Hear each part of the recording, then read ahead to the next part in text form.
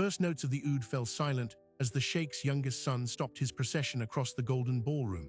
300 guests held their breath. His dark eyes found only her, Catherine, the diplomat's wife, standing alone, the emerald silk of her gown and the gold band on her left hand gleaming under 1,000 lanterns.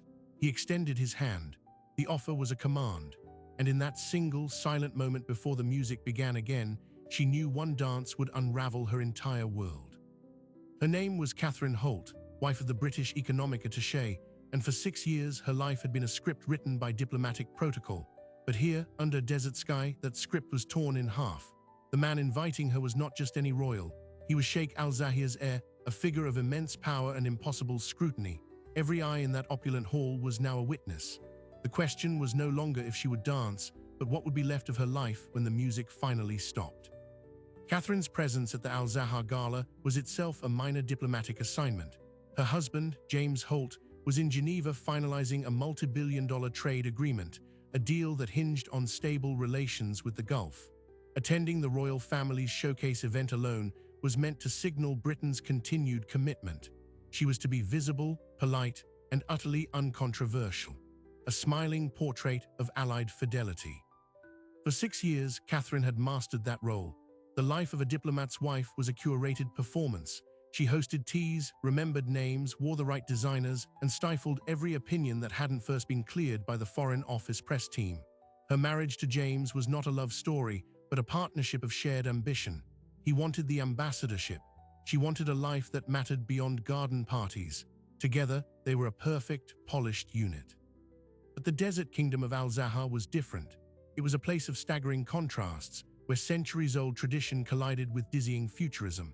The palace where the gala was held was a monument to this duality, ancient sandstone arches fitted with seamless smart glass, the scent of oud and rose water mixing with the hum of hidden climate control.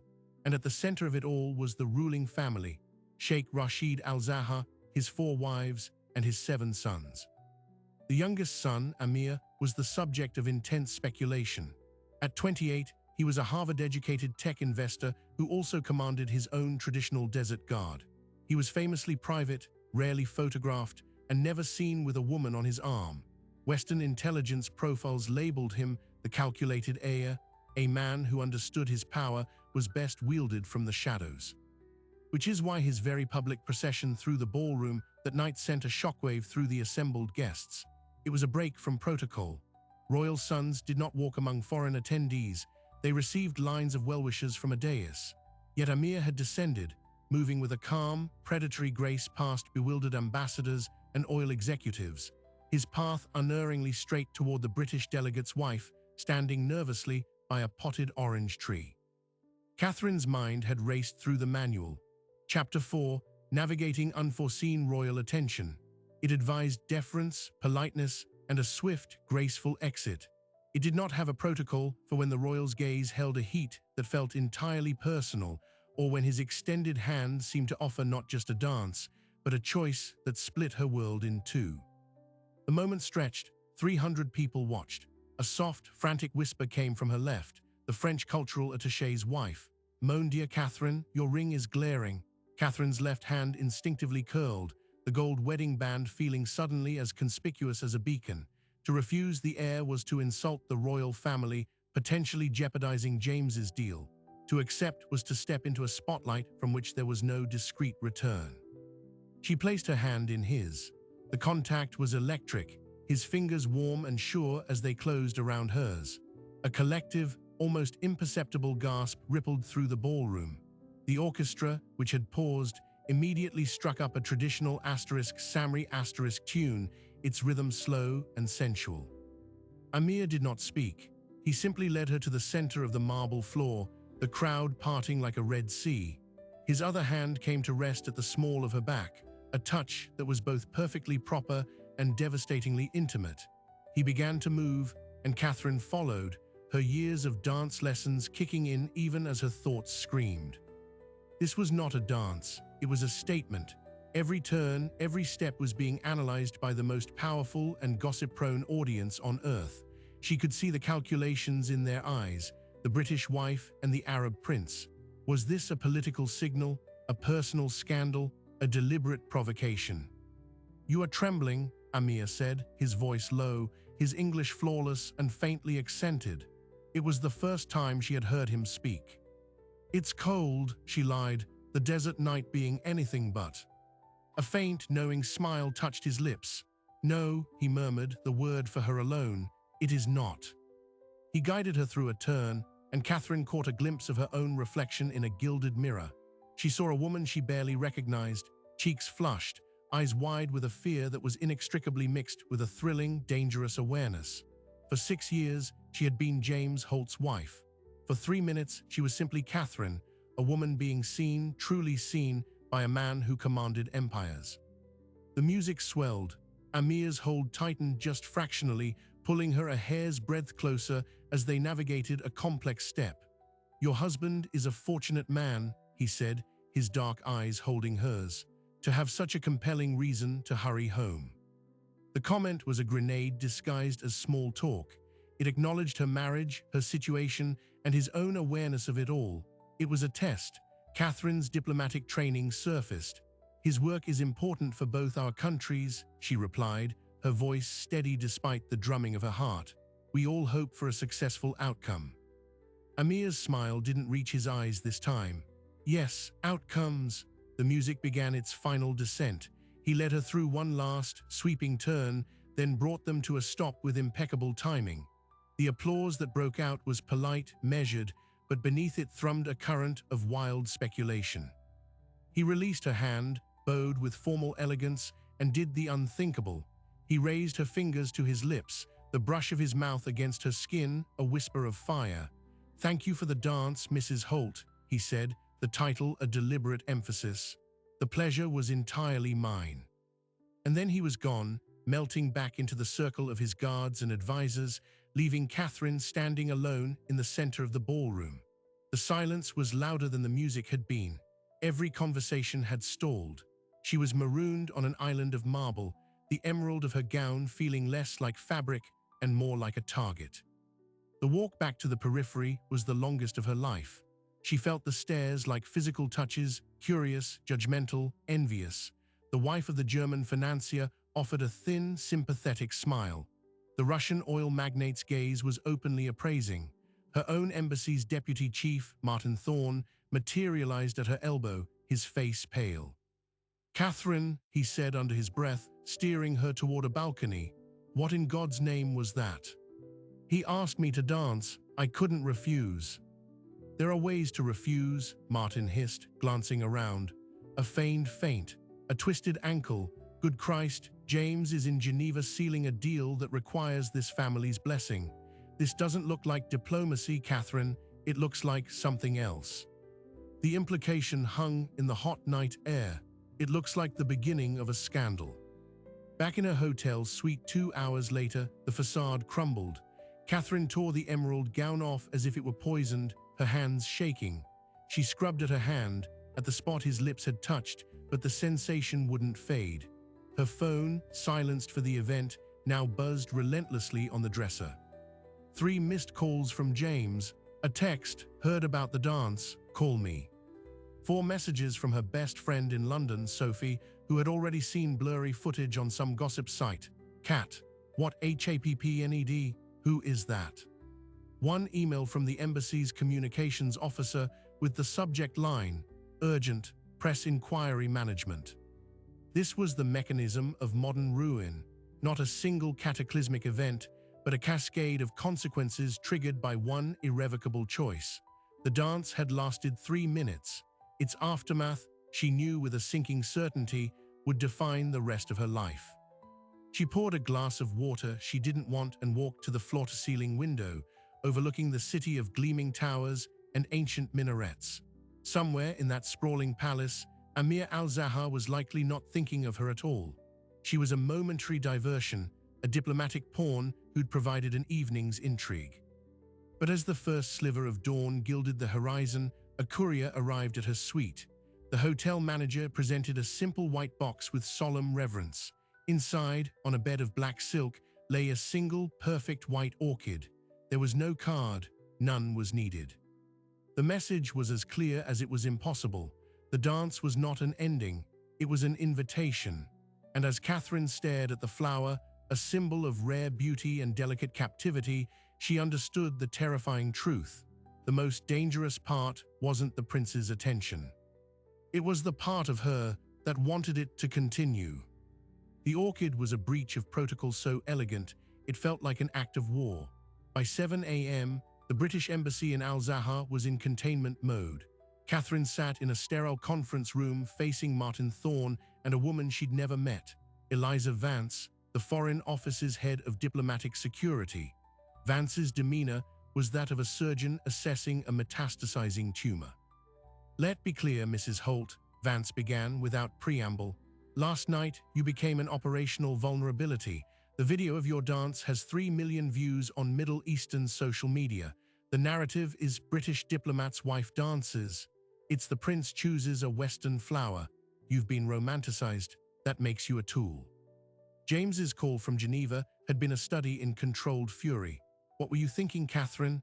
This deal is on a knife's edge. The Al-Zahars are reviewing our proposal this week. Now I have to explain why my wife is the lead story on every gossip feed from Dubai to Riyadh." He hadn't asked how she was. The omission was a colder indictment than any shout. But the true escalation came not from her own government, but from the palace. At 10 a.m., an invitation arrived, delivered by a royal guard in full ceremonial dress. It requested Mrs. Catherine Holt's presence at the Desert Heritage Foundation's afternoon tea, a small, prestigious charity event hosted by Sheikh Fatima, Amir's mother. "You can't go," Martin said, paling as he read the embossed card. "It's a trap, a public display of continued favor. It will fuel the speculation." "And if I refuse an invitation from the Sheikha?" Catherine asked, her voice surprisingly steady. "What does that signal? That Britain is snubbing the royal family's women? That could be worse." Vance studied her with new interest. "She's right, you have to go, but you will be a statue, polite, distant, and you leave after 30 minutes. No conversation with the prince. If he approaches, you defer to the Sheikha. Understood." The Desert Heritage Tea was held in the palace's Rose Courtyard, a breathtaking space where water ran in ancient channels beneath arches heavy with blooming jasmine. About 40 women were present, royal family members, wives of senior officials, a few select foreign dignitaries. Catherine wore a conservative cream suit, her wedding ring prominently displayed. Sheikh Fatima was a woman in her 60s with intelligent, watchful eyes. She greeted Catherine with formal courtesy, but her gaze lingered a second too long. "We are pleased you could join us, Mrs. Holt. My son speaks highly of your poise last evening." The careful pause was a masterpiece of implication. Catherine performed her role flawlessly. She discussed irrigation projects with an Omani philanthropist. She praised the porcelain with a French gallery owner. She was, as instructed, a statue, and for 29 minutes, it worked. Then the atmosphere shifted, a subtle parting of the group. Amir stood at the entrance to the courtyard, having clearly just arrived. He wasn't dressed for a tea. He wore riding boots and dark trousers, a dusting of desert sand on his shoulders. He had come straight from the stables. He made a beeline for his mother, kissing her cheek, speaking softly in Arabic. Then his eyes found Catherine. A hush fell, the polite chatter dying into a vacuum of anticipation. He crossed the courtyard, every eye tracking him. "Mrs. Holt," he said, stopping at a respectful distance, "I hope you are recovering from the fatigue of last night's festivities." "Thank you, Your Highness. The gala was unforgettable." She kept her tone neutral, diplomatic. "I am glad." He glanced at the empty cup in her hand. "My mother's collection includes a unique oolong grown in the mountain terraces of our eastern province. It would be a shame for you to leave without tasting it." He turned to Sheikh Fatima. "Mother, would you permit me to show Mrs. Holt the pavilion? The tea is stored there." It was a request that could not be refused without gracelessness, framed as an act of cultural hospitality. Sheikh Fatima's smile was thin but regal. "Of course, but do not keep our guest long, Amir. Her driver is waiting." The pavilion was a private, airy structure 50 yards from the main courtyard, overlooking a tranquil, reflecting pool. A servant appeared, poured 2 cups of fragrant tea from a pre-prepared pot, and vanished. They were alone, but in full view of the courtyard, a careful balance of privacy and propriety. "You are handling the storm with remarkable grace," Amir said, his back to the audience, his voice low. "There wouldn't be a storm if you hadn't singled me out," Catherine replied, the first real spark of her own anger breaking through. "Why?" He turned to face her, his expression unreadable. "Because you were the only person in that room who looked like you would rather be anywhere else. It was refreshing, and because I could." The brutal honesty stunned her. It was an admission of caprice, of power exercised simply because it existed. "You've put my husband's work at risk, my life under a microscope." "Your husband's work is a transaction of numbers and influence. It is important, but it is not life." He took a step closer, his voice dropping further. "Do you know what they are saying about you, the rumors?" Catherine's throat tightened. "I can imagine. They are saying you are unhappy, that your marriage is a contract, that a woman with fire in her eyes does not belong in a gilded cage." He held her gaze. "Are they wrong?" It was the pivot, the moment the gossip reframed from scandal to tragic truth. Catherine felt the carefully constructed facade crack. She couldn't answer. Amir saw it. He didn't smile. He looked almost sorrowful. "I have no interest in causing you distress, Catherine, only in offering an alternative to a life of quiet desperation. There is a reception at the National Museum tomorrow evening for the new archaeological exhibit. Come, not as a diplomat's wife. Come as my guest." He didn't wait for an answer. He bowed slightly and walked back toward the courtyard, leaving her with the tea, the silent pool, and a choice that was no longer about protocol, but about survival of the self. The next 24 hours were a study in psychological siege. James called again, the deal now actively stalling. "They're delaying the signing, Catherine. The palace's attention is divided. My counterpart asked after your health with a smirk. Fix this, distance yourself, immediately." But distance from what? From a man who had seen through her in 3 minutes, from the first spark of genuine feeling she'd had in years. Her friend Sophie, on an encrypted video call from London, was more blunt. "He's a prince, Cat. This isn't a romance novel. This is a geopolitical incident waiting to happen. But God, the way he looked at you in that video. James hasn't looked at you like that since your wedding day, has he?" That night, Catherine didn't sleep. She stared at the ceiling, the two paths before her excruciatingly clear. 1. She heeded James, refused the museum invitation, issued a sterile statement through the embassy about cultural misunderstanding, and resumed her life as a supporting character in his story. The deal would likely recover. Her marriage would continue its slow, polite death. 2. She went to the museum.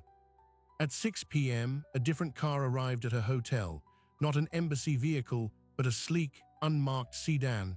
The driver was a serious-faced woman who simply said, "His Highness sends his compliments." The decision had been made the moment Catherine stepped into the car. The National Museum reception was a more intimate, academic affair. Amir was there, surrounded by curators and ministers, but he detached himself the moment he saw her. He wore a dark, modern asterisk thobe that emphasized his height and intensity. He introduced her to the head curator, discussing the Umayyad artifacts with genuine passion, including her in the conversation as if she belonged. For an hour, she wasn't Mrs. Holt. She was Catherine, a woman at a museum with a compelling man. As they stood before a case of ancient gold jewelry, he spoke quietly. "These were found in the tomb of a queen who ruled alone for 40 years. History remembers her as powerful, but the poems of the time say she died of a loneliness so profound it turned her heart to stone." He looked at her. "I do not wish that for you." The air between them charged. "What do you wish for, Amir?" The question was a surrender. "A chance," he said simply, "to know you, away from cameras and diplomats. Tomorrow I am traveling to the northern oasis, Al-Hadra. It is private, secure, come with me." It was the point of no return, a journey to a private royal residence. There would be no plausible deniability, no way to frame it as diplomacy. Catherine felt the cliff edge beneath her feet. The entire world, her husband, her government, the press, was on one side. On the other side, standing in the desert, was a man offering a version of herself she thought she'd buried. "Yes," she said, the word barely a whisper.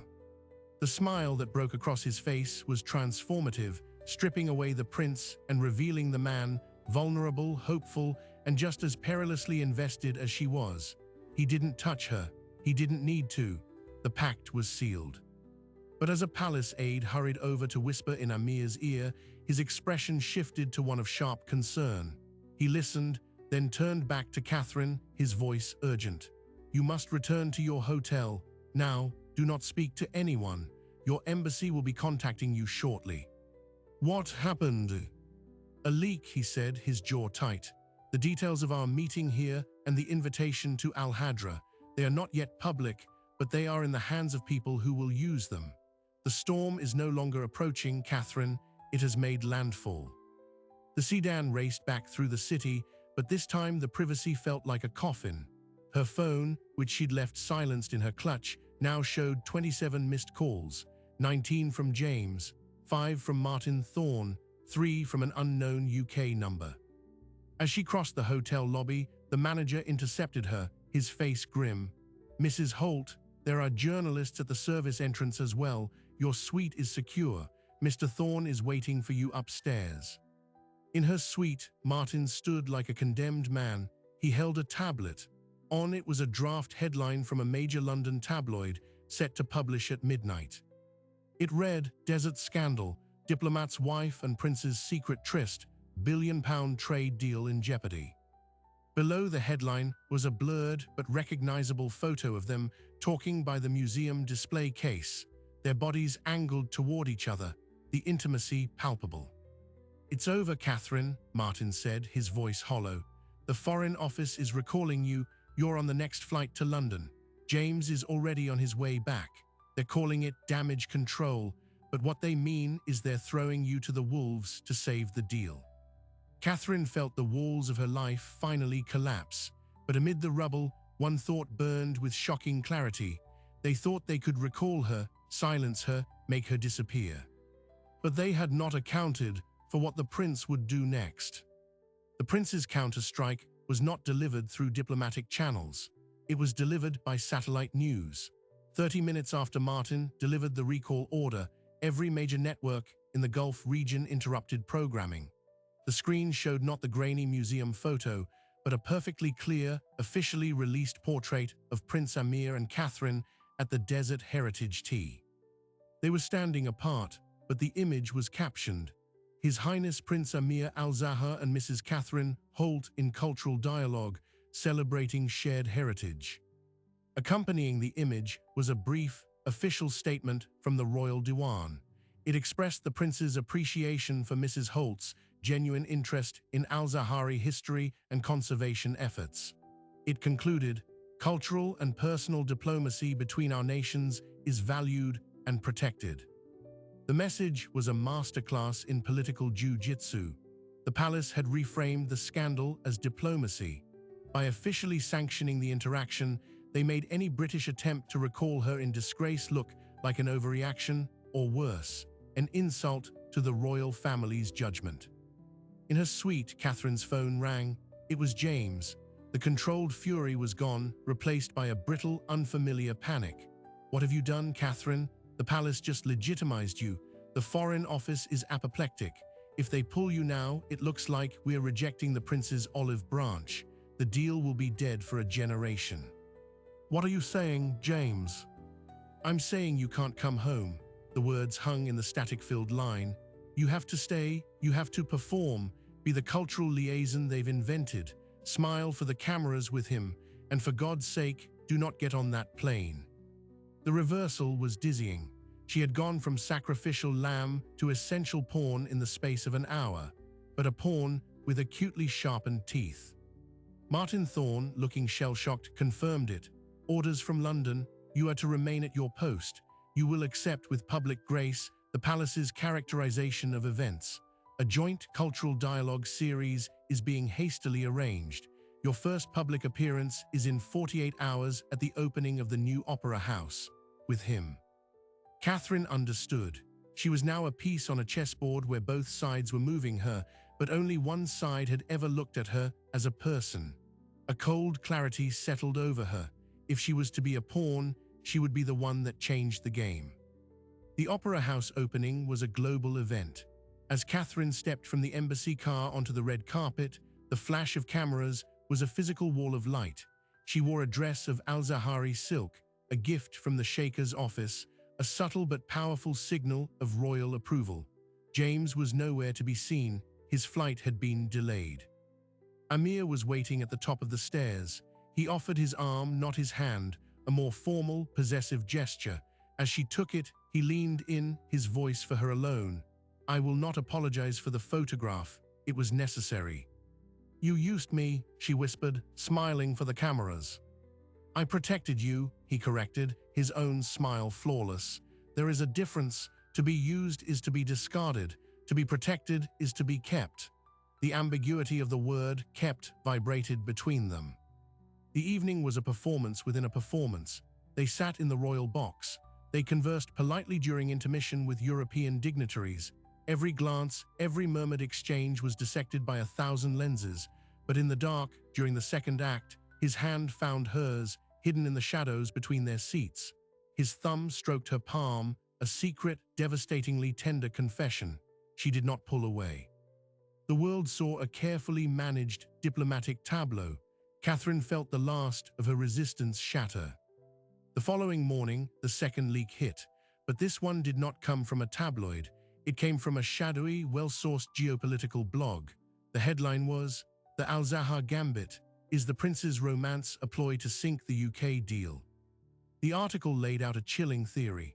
It posited that Amir had opposed his father's closeness to British and American interests for years, favoring deeper ties with Eastern powers. By engineering a scandal with the British envoy's wife, he could destabilize the trade agreement, humiliate London, and create a pretext to pivot the kingdom's alliances. Catherine wasn't a love interest. She was a weapon of statecraft. When Martin Thorne shoved the article in front of her, his hands were shaking. "Our intelligence people are taking this seriously, Catherine. They think it's credible. He's playing a deeper game, and you're the catalyst." Catherine read the cold, analytical text, each word like an ice pick. It made a terrible, logical sense.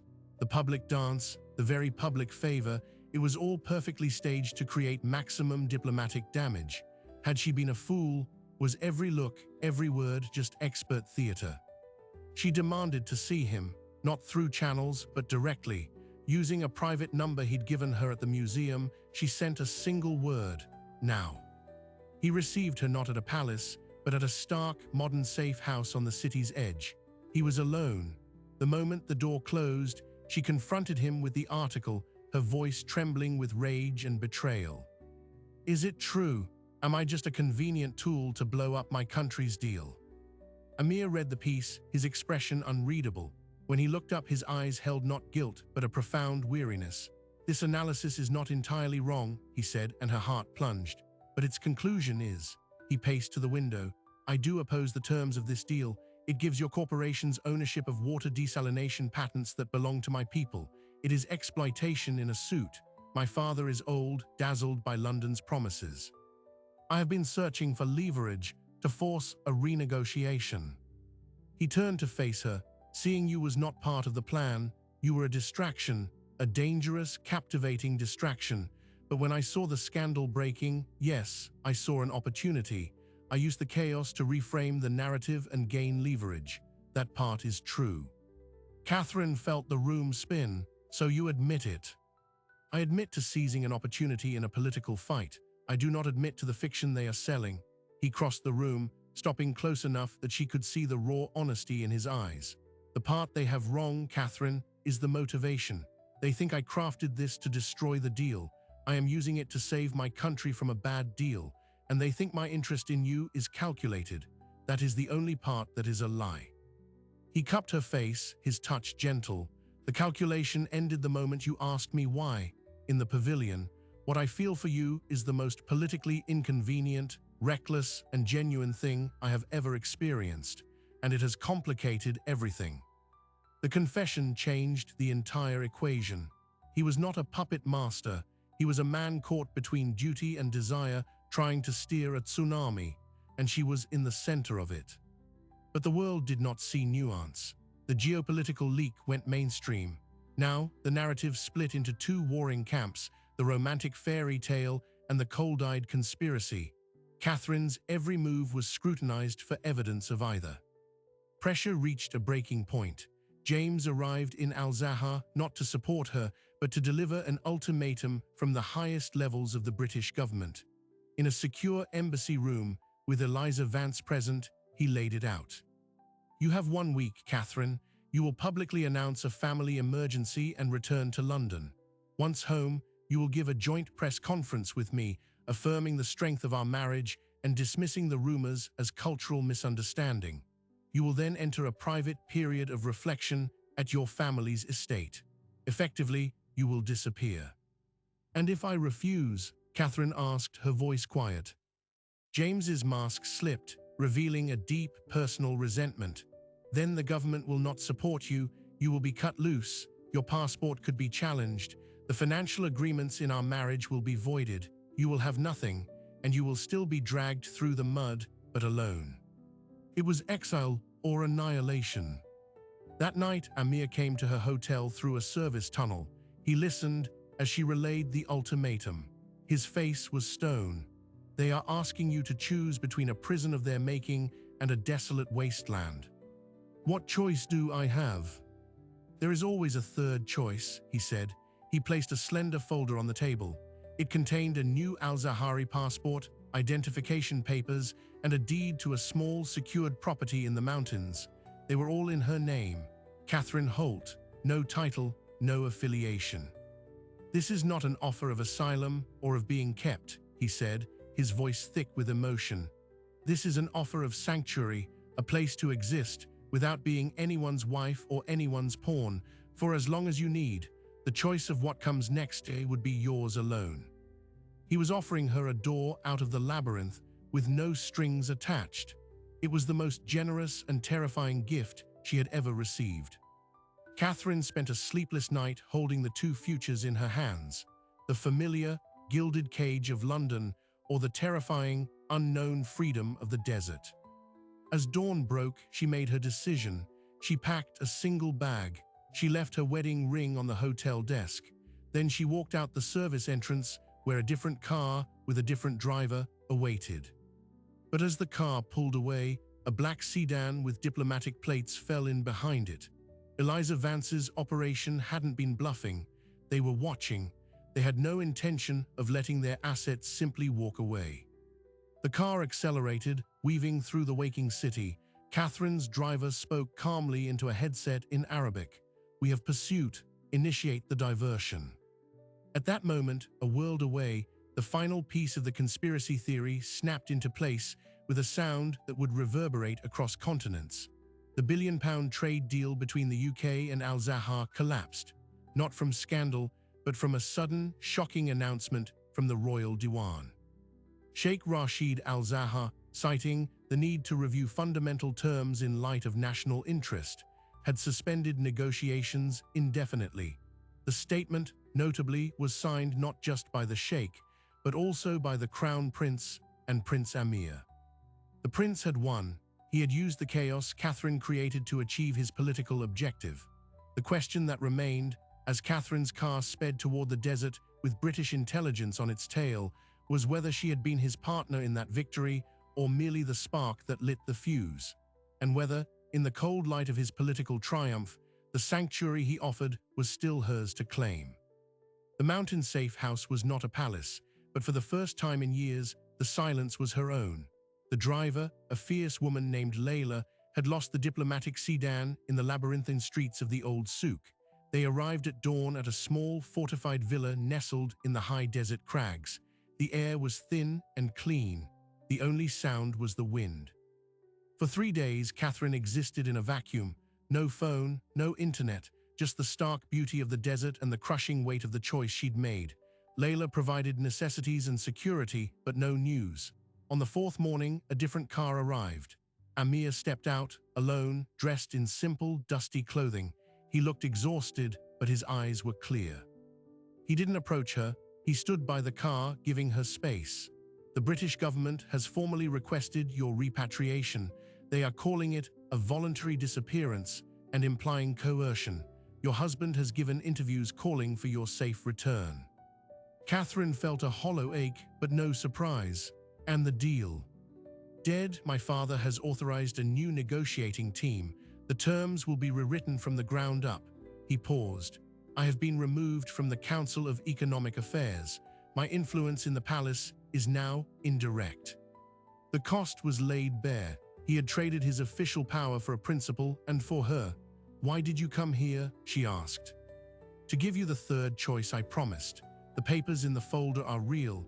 The villa is in your name. Layla works for you, not for me. You can stay here indefinitely and build a life, or I can drive you to the airport right now. There is a flight to London and another to anywhere else you wish to go. The choice is yours, and it is free. He was keeping his word, offering sanctuary with no strings. It was the ultimate test of everything they had danced around. Was this about possession or liberation? What do you want, Amir? She asked, her voice barely audible over the wind. He took a step forward, then stopped himself. I want you to be free, even if that freedom takes you away from me, because the woman I saw in that ballroom was in a cage, and I would rather live with your absence than know I helped lock the door. Catherine looked at him, at the vast, empty landscape, and at the small, sturdy house that represented a terrifying void of possibility. Then she walked toward him, not to the car, but to stand beside him, looking out at the horizon. I don't know who I am without the title, she confessed. Then let's find out, he said quietly, together. He did not stay that night or the next. He visited, always announcing his arrival, never assuming welcome. They walked the ridges. He taught her the names of the stars in Arabic. She told him stories of her childhood in Cornwall, stories she'd forgotten she owned. It was a courtship stripped of every glamorous trap, built in dust and silence. Meanwhile, the world moved on. The scandal peaked and then was subsumed by a fresh political crisis. James Holt, his career in tatters, resigned from the diplomatic service and retreated to private sector consultancy. He filed for divorce on grounds of desertion, a clean, public severance. Catherine's family, after initial shock, sent a cautious, loving letter. Her mother wrote, "We just want you to be alive, not just living." After 6 weeks, Amir arrived with a proposal, not of marriage but of work. The Sheikh's Desert Heritage Foundation was launching an independent institute to preserve ancient trade routes and the cultural knowledge of Bedouin tribes. They needed a director who understood Western fundraising and diplomacy, but who would listen, not impose. The board has approved the appointment. The job is yours if you want it. It is difficult, real work. It has nothing to do with me. It was a lifeline to a purpose of her own making. Catherine accepted. The next year was a metamorphosis. Catherine Holt became someone new. She learned Arabic. She spent weeks in the desert with tribal elders, recording stories. She secured grants from European museums. The Institute's first major project, digitizing a vast oral history archive, made international news. She was quoted in academic journals, not society pages. Her relationship with Amir evolved in the spaces between their separate lives. There was no dramatic reunion, no grand declaration. There were quiet dinners at the villa after long weeks apart. There was his hand at the small of her back at a foundation gala, not as a claim, but as a steadying touch. There was the slow, patient building of trust.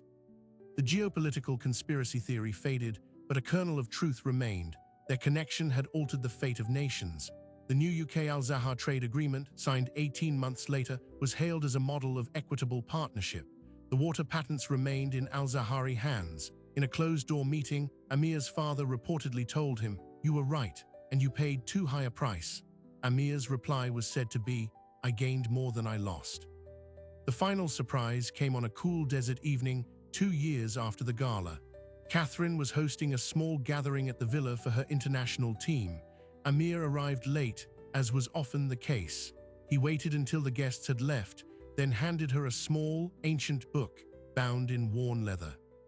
This was in the royal archives. It's the personal diary of a 19th century queen of Al-Zahar, Fatima al-Hurra. She was married to a much older man for alliance. She was famously unhappy. He opened to a marked page. "Read this entry." Catherine's Arabic was now fluent. She read aloud, "The envoy from the distant northern kingdom comes today. My husband bids me smile and be gracious. I shall wear the emerald necklace, for it is the color of the sea I dream of, a freedom I shall never know. Yet when the envoy's young lieutenant bowed, his eyes met mine with a recognition that felt like a collision. Nothing will come of it. Nothing but this private mark on my soul, this proof that I am not made of stone. That must be enough. The entry was dated 150 years earlier. Catherine looked up, her eyes stinging. Amir pointed to a sketch in the margin of the page, a quick, deft drawing of a woman's hand wearing an elaborate ring. The archives have the necklace. It was broken up decades ago. But this ring, he took her left hand, the one that had once borne a wedding band. It was bare. The ring in the drawing was found last month in a restoration of her private chambers. From his pocket, he produced a small velvet box. Inside was a ring, not of modern gold, but of ancient silver set with a single, deep green emerald. It was unmistakably the one from the sketch. "It is not an engagement ring," Amir said, his voice thick. "It is a reminder that you are not made of stone, that your freedom is real, and that I see you, Catherine, as that young lieutenant saw a queen, not as a possession, but as a soul on fire." He did not ask her to marry him. He asked her to wear a piece of history that echoed their own. A testament to the quiet, rebellious choices of the heart that changed the course of lives, if not always kingdoms. Catherine held out her hand. He slid the ring onto her finger. It fit perfectly. The next morning, the first official biography of Prince Amir was published. The chapter on the diplomatic scandal was brief and factual, but the final line of the book, quoting an anonymous friend of the prince, read, "He says the most significant decision of his life was not made in a council chamber, but on a dance floor, and the most important achievement of his reign will not be a treaty, but the look in a certain woman's eyes when she realizes she is finally, completely free." Catherine read the line sitting on her villa's terrace, the emerald ring catching the morning sun. In the distance, a car approached. It was Amir coming to discuss the week's work. She put the book down and stood to greet him, not as a diplomat's wife, not as a prince's companion, but as Catherine Holt, director of the Al-Hurra Institute, a woman who had walked out of a gilded cage and into a vast, challenging, and beautiful desert of her own choosing. The dance had ended, her life had begun. And so the story that began with a single dance becomes something more than a scandal or a romance. It becomes a question about the architecture of our own lives. How many of us are dancing to music we never chose, in rooms we never wanted to enter, simply because the steps were laid out for us? Catherine Holt's journey from diplomat's wife to director of the Al-Hurra Institute represents a profound modern archetype. It's not about trading one powerful man for another. It's about the moment a woman realizes that the most opulent cage is still a cage, and that the key has been in her hand all along.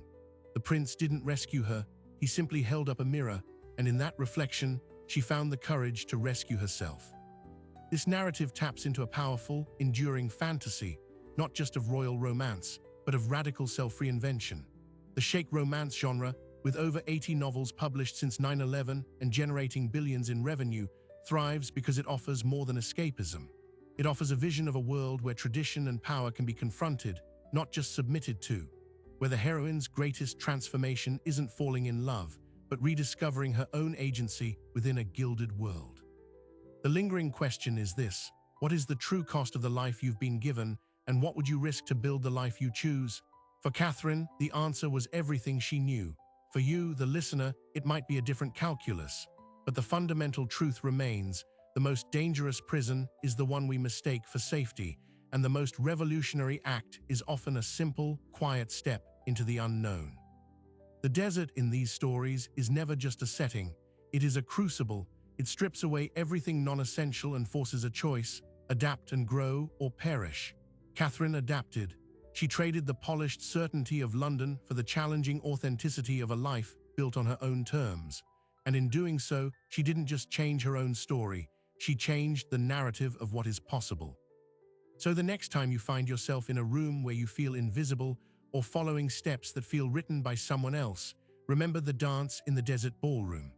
Remember that sometimes the most world-altering revolutions begin not with a shout, but with a silent choice to place your hand in another's and step onto a floor where you are finally, truly seen.